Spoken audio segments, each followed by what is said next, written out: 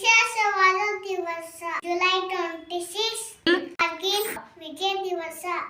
ಭಾರತದ ಸೈನಿಕರು ನಮ್ಮ ದೇಶಕ್ಕಾಗಿ ಹೋರಾಡಿ ಜಯ ತಂದುಕೊಟ್ಟ ದಿವಸ.